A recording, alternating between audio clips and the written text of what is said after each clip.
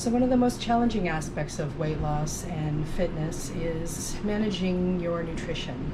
I often get questions about meal prep and how exactly I go about doing mine. Because I have 5 children and have a very busy lifestyle, I'm in the gym a lot, I have to prep in advance. So I generally pick 1 to 2 days a week where I'll do nothing but meal prep so that it's all ready for the rest of the week, and then I'm good to go. So that's what I'm going to show you how to do today. So the key to an efficient meal prep is multitasking. What we're going to do now is start with something that I can passively allow to cook while I do other things. We're starting with the rice, and we're using jasmine rice. I'm doing 2 cups in the strainer. Rinse your rice. The rice has a lot of starches in it. And I see a black one right there. It's not a bug. It's a black rice granule. Just pick it out.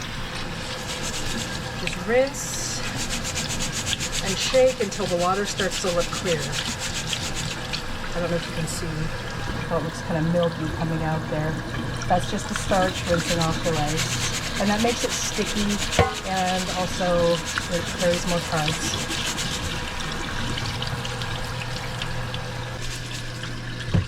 Okay.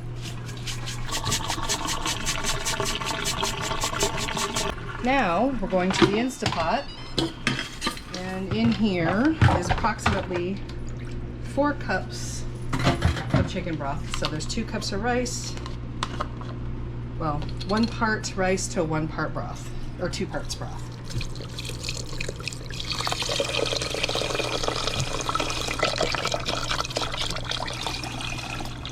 Lid goes on, you don't even have to stir it. Push the rice button and let it go. So now you want to preheat your oven to about 375. Alright, so the next thing we're going to do is treat a cookie sheet before we bake the veggies. So we're having oven roasted veggies. I'm using coconut oil because I tend to avoid the regular vegetable oil or anything that may potentially have soy in it. And this makes it really easy to use just a small amount of oil so it doesn't stick, so you're not adding copious amounts of fat and calories. These are the big bags. I buy probably 2 of these a week at Walmart. I think they're the only ones that carry them like this.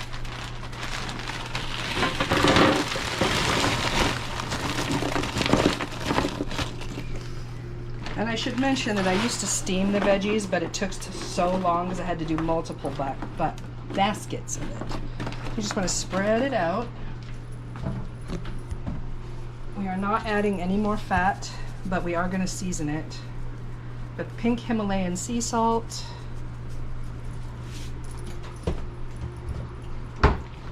and for this one I'm actually going to use the ranch seasoning. This is low sodium, no fat, low calorie seasonings, and easy peasy. Slide it into the oven. And then just watch it, and I'll show you what it looks like when it's done. So what we have going on here is the chicken breast that I've already trimmed all of the fat and sinew off. So it's just the meat, and it is soaking in a brine of salt and room temperature water. And I will show you what I'm going to do with those when the oven is ready. Alright, what we're going to do now is brown the turkey sausage.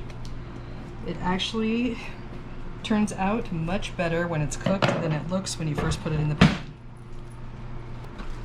So, when it's first going in the pan, it looks disgusting. I promise it works out. You're not helping. So you want to break it up a little bit. It really resembles, well, let's be honest, dog food. But it actually makes up for it when it's all done. And the flavor is really good. You don't get all that extra fat and extra nitrates and things. You also have the option, if you don't like your sausage broken up, you can actually take slices. You have sausage patties, but that's not how I'm doing it today. All right, so we're just gonna let that brown up.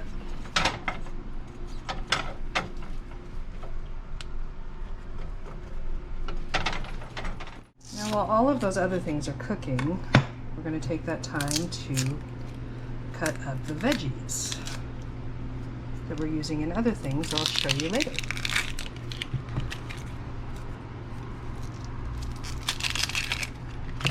Going to peel the onion. Nobody likes onion peel.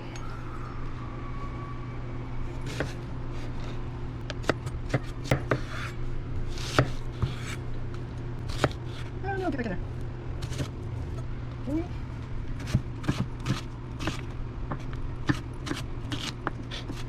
Are you crying? No. Just watching a fellow brethren get chopped up.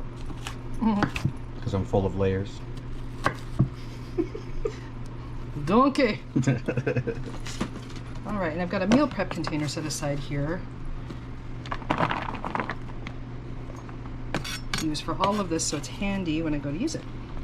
Also, oftentimes keep one of these full of things in the fridge so that if I need to make something later or just make one meal at a time, I can do that fairly easily.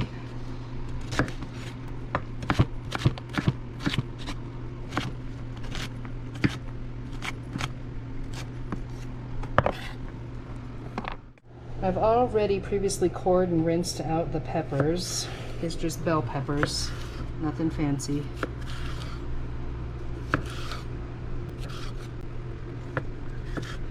And you can use single colors. I just like the colors for variety. It doesn't really taste any different.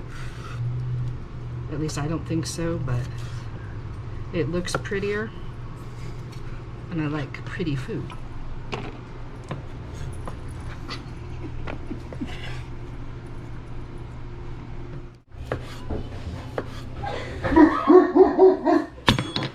Really?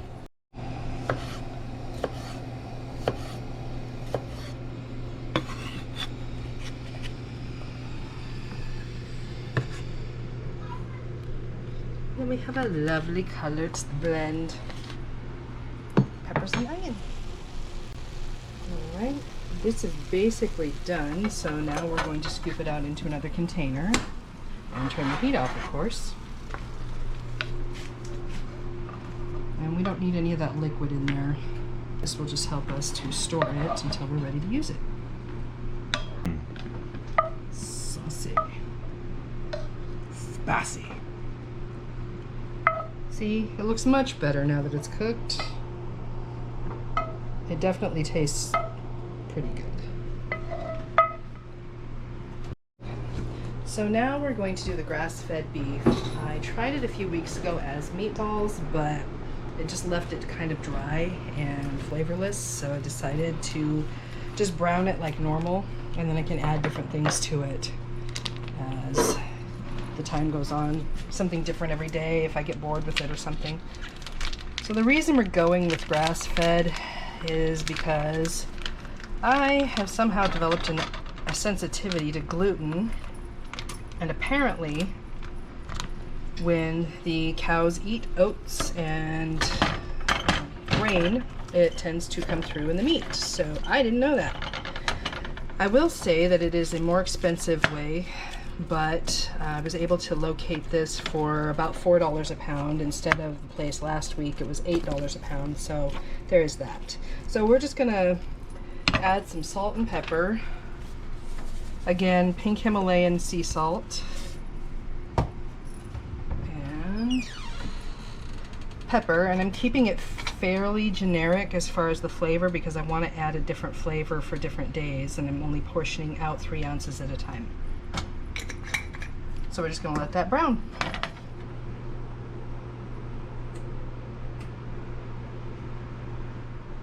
So one of the most critical elements that you need in your kitchen to do proper meal prep is a kitchen scale.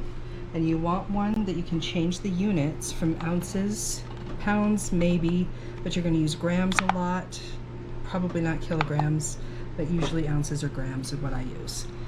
volume measurements can vary so greatly because the density of the volume is going to make a difference in how much calorie density there is. The one thing I do not measure, either volume or weight, is the cruciferous veggies. These are some roasted Brussels sprouts that I made yesterday, and I need roughly a cup, but the difference in calories for cruciferous veggies is so nominal that I don't bother measuring that. However, the ground beef I do definitely measure. So I'm going to tare it to 0, and I want 3 ounces. And this is for my meal number 4. So that's 3.05. Let's see how close I can get it. Oh, almost. So close. Come on. There we go. All right. So 3 ounces of ground beef and then about a cup of veggies, and then I can season that the day of however I want. So that is meal number 4. So we're going to check on the status of the veggies now to see if they're ready to pull out yet. So now that my glasses are fogged up and I can't see, the tops are browning and crispy, which is good, but it's not quite enough yet for me. You can do it as long as you want. You can do it till it's black if you want to. I just like a little bit more texture and crispiness. So I'm just going to shake it to move it around a little bit and pop it back in there. It should be ready pretty soon. And we'll roll over here to the Instant Pot. 10 minutes. Timing couldn't have been more perfect. It's time to release the pressure, so we're just going to it's going to pop up.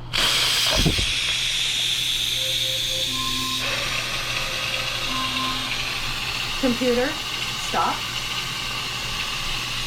And then I'm going to go ahead and turn the heat off on this as well, because it will continue to heat up and to keep it warm, and I don't need that. But we're going to wait for the pressure to finish releasing, and then we can go ahead and fluff it up and start measuring it out. Almost done. All right, and just like the turkey, we're going to transfer into another meal prep container so that we can measure this out later. Pro tip, remember which one's beef and which one's the sausage. Also, I found these pans that are ceramic coated, so they're not Teflon. You can use metal utensils on it. It doesn't chip. Things slide right out. I don't have to add any extra oil or any extra ingredients or calories just to get the food to slip out. So I'm loving it. Moving on to the next meat, much like the sausage and the ground beef, we're just going to fry up the ground turkey. This is 97% lean. I looked for 99. It just wasn't out there today. So I've got the stove on. Just gonna break it up a little bit. Oh no! Add a little salt. A little sea salt. We're not doing the Gordon Ramsay salt caking, but... Add a little bit of olive oil. Dumb whole thing. Garlic. We need garlic, darling. All right, we're just gonna let that cook up, and let's check on the veggies right now. All right, that is looking delicious and done. So I'm just gonna bring that up here. Give me a flex. Yeah. I'm gonna let that cool a little bit while I find my tongs. And they're right there. And then we'll measure it out here shortly.